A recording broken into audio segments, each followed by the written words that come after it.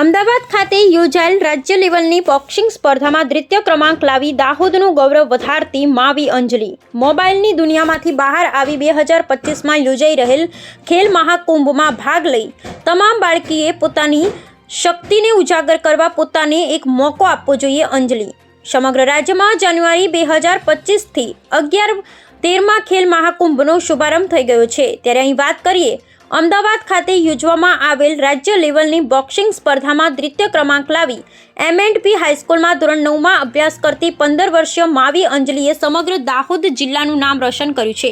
દાહોદ જિલ્લો કે જેને હંમેશા નકારાત્મક પાસોથી જોવામાં આવે છે, પરંતુ દાહોદ જિલ્લા જેવા આદિવાસી જિલ્લામાં પણ આવા તારલાઓ ક્યાંક ખૂણે ચમકી રહ્યા છે કે જેઓને જરૂર તો છે તો ફક્ત પ્લેટફોર્મ પૂરું પાડવાની તેમજ યોગ્ય માર્ગદર્શનની. દાહોદનું ગૌરવ એવી અંજલિના પિતાને ગુજર્યાને 2 વર્ષ થયા. માતા ઘરકામ કરી અંજલિ અને તેના ભાઈ બહેનનું ભરણ પોષણ કરી રહી છે. તેણી લગભગ 1.5 વર્ષથી દાહોદમાં આવેલ લડ્ડુ એકેડેમી ખાતે કોચ રાહુલ સંગાડિયાના માર્ગદર્શન હેઠળ પોતાની બોક્સિંગ પ્રેક્ટિસ શરૂ કરી હતી. દાહોદ જિલ્લામાં યોજવામાં આવેલ જિલ્લા કક્ષાના કરાટે તેમજ બોક્સિંગ સ્પર્ધામાં પણ અંજલિએ પ્રથમ ક્રમાંક લાવી પોતાના પરિવારને ગર્વ અપાવ્યો છે. લડ્ડુ એકેડેમી છેલ્લા 3 વર્ષથી કાર્યરત છે. ન જેવી સુવિધાઓ છતાં જો આવા ખેલાડીઓ ખીલતા હોય તો પછી પૂરતી વ્યવસ્થા આપવામાં આવે તો આ ખેલાડીઓ સ્ટેટ લેવલથી નેશનલ લેવલ સુધી પણ પહોંચી શકે છે. એમ કહેતા લડ્ડુ એકેડેમીના કોચ શ્રી રાહુલ સગાડિયાએ વધુમાં જણાવે છે કે આજના તમામ બાળકો મોબાઈલમાં રચ્યા રહે છે, જેથી તેમની આંતરિક શક્તિ બહાર આવી શકતી નથી.